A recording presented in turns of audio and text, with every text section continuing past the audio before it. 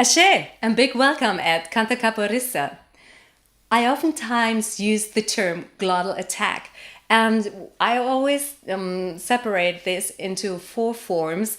And I would love you to know those four forms because they can be very helpful to really keep your voice in a healthy shape and to create the sounds as you actually like them. When we have a hard glottal attack, this is kind of a slap on the vocal folds, and this is why we avoid it. So we have the hard glottal attack, the soft glottal attack, the no glottal attack at all, and then the vocal fry, as we talked about it before. So let's try out all those different forms. We go for the hard glottal attack, which would be an ah sound. Just give it a brief demonstration. Ah!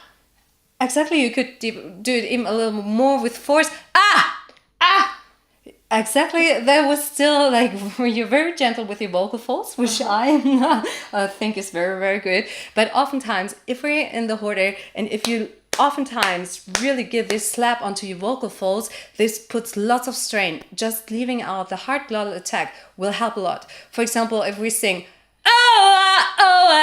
and always make this glottal attack, it will really harm the voice. Just give the first phrase, for example, with a heart attack. Exactly, and you see it's not that easy to get a good pitch for the sound, and it's a little harder. So there's of course always the soft attack. If I say hello,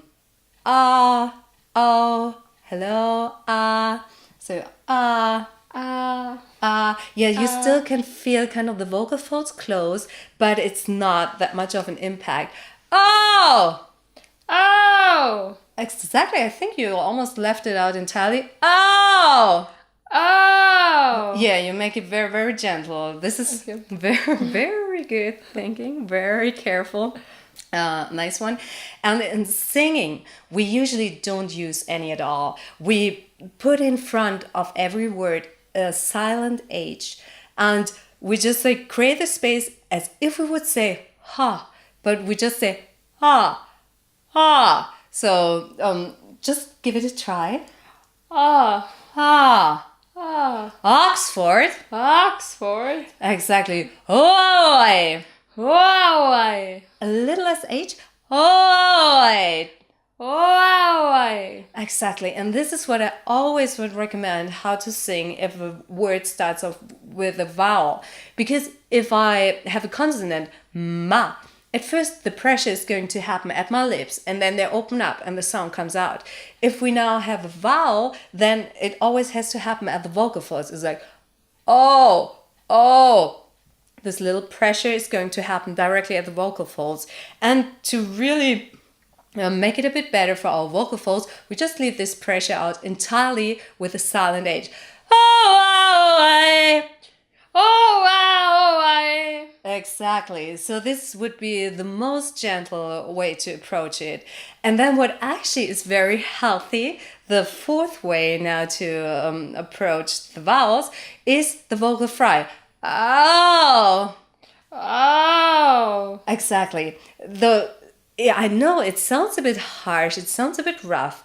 Actually, it doesn't do any harm to the vocal folds, which is something you probably don't need for singing in the hora. It's more about singing pop songs and something which is connected to be very sensual. That you just create sounds like this. You could go, of course, like I don't think that you would need it, but it's still something. For example, if you're a little coarse, if your voice doesn't feel like it's in shape, you can always try out the vocal fry to get it in a better grip, a better position. Just try it one more time, the vocal fry. Exactly. A little more fry at the beginning.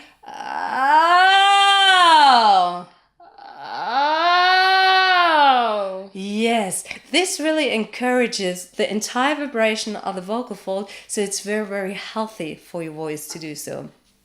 I know it's hard, and we both always know it's so counterintuitive. If we want to give energy, we want to scream, we usually use a hard glottal attack, and we don't think that it's supposed to be easy, that it's supposed to be very nice and smooth in our throat, and still you can be very expressive and very cutting through. So keep this in mind and know how to differentiate those four forms of the glottal approach.